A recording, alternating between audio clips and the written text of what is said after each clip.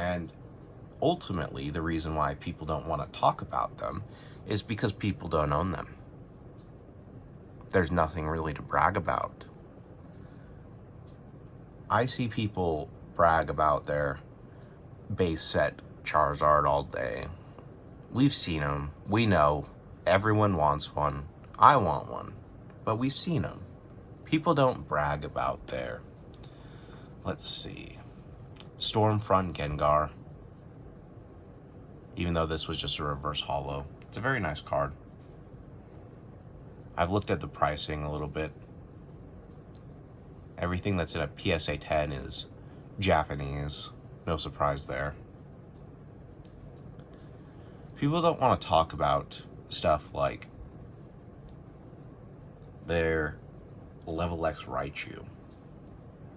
Raichu's a very popular Pokemon. The card is very old. But why don't people want to talk about him? Probably because people don't own it. And here's what I'm going to say is where it's kind of weird and why it's a part of the market that I'm ignoring and the market is ignoring and new collectors are ignoring because they want to give so much praise to the new sets. They want to give so much money to the new sets. They want to say, this brand new card is worth $500 because I said so. Don't ask any questions. They want to say, these new cards that are $1,000 are worth it. Even though there's 10,000 on the pop report, they're really worth it. This new card is $2,000 because it's really worth it. And then I see these like 20-year-old cards, 15-year-old cards that go for $500, $1,000 to $2,000, and people clutch their pearls at the idea of buying them. They go, why should I buy this? Why? You know, it's never going to be the real base set cards. Well, the stuff you're buying now for $2,000 is never really going to be the base set cards. So I just find it very interesting, and I know the reason why. It's because people like to fluff their own shit.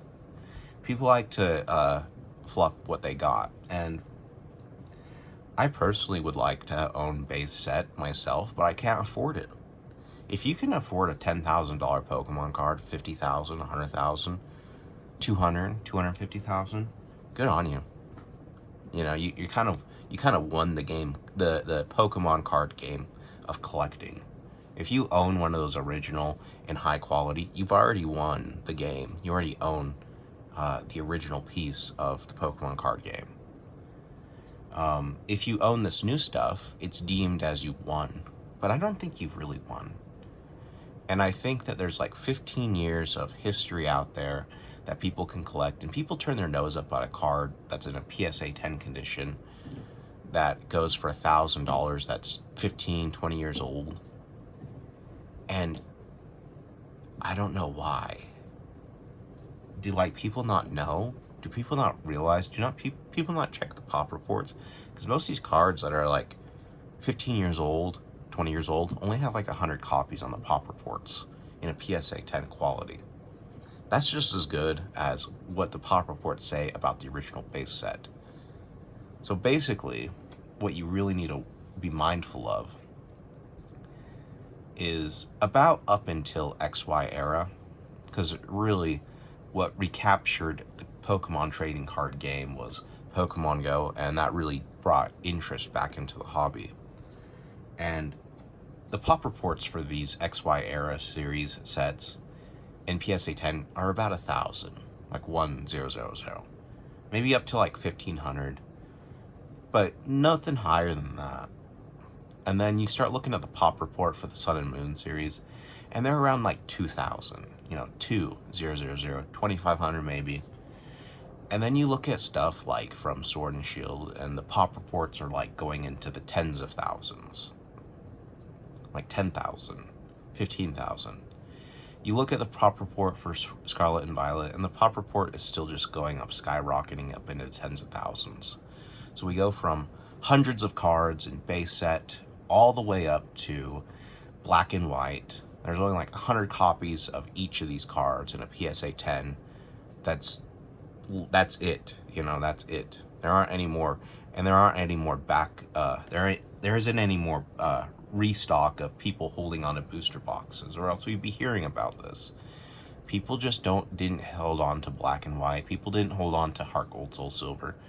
People didn't really hold on to Platinum Series because this was a generation that died. This is when it really died. I stopped collecting Pokemon cards around Neo Genesis when I was originally collecting Pokemon. I think I got some Skyridge, but you know, that was more of just like, oh yeah, I used to collect Pokemon after a couple years of not collecting. But I didn't collect myself, and I was the target demographic when Pokemon first came around.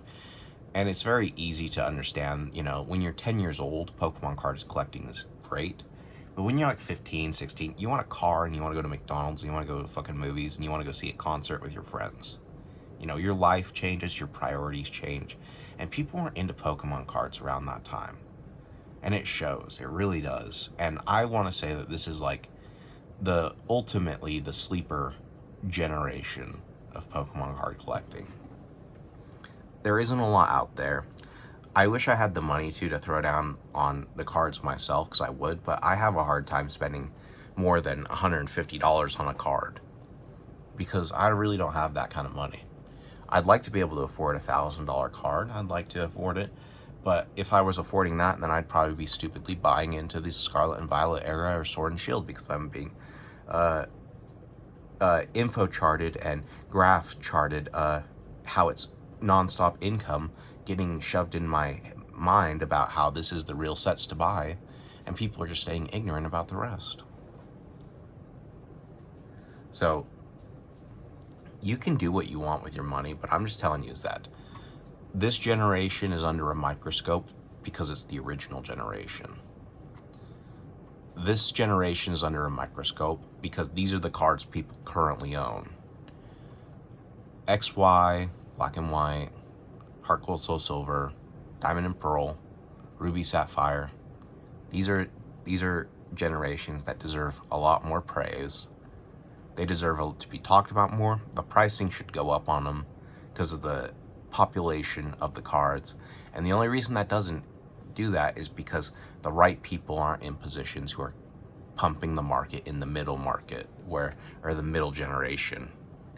And ultimately, that will be probably the biggest upset that you'll see, is that you should have been buying these sets. You should have been looking at these sets. You should have been considering these sets. If you can't afford base set, but you can afford Scarlet and Violet, why aren't you trying to go for Heart Gold, Soul Silver? You know?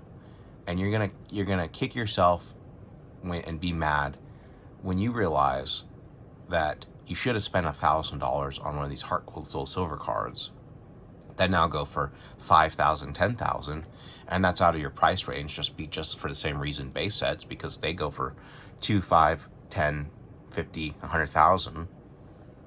You're gonna kick yourself because you should have known better. And that's all I wanted to say is, like, everyone just hyper focuses on new shit and the oldest shit. They're not really focusing on the middle shit. They only want two things: what they already own and to fluff themselves. You know, no one's impressed about your 20,000 Pop Report Umbreon. No one's impressed about your 30,000 Felt Hat Pikachu. Pop 30,000 PSA 10.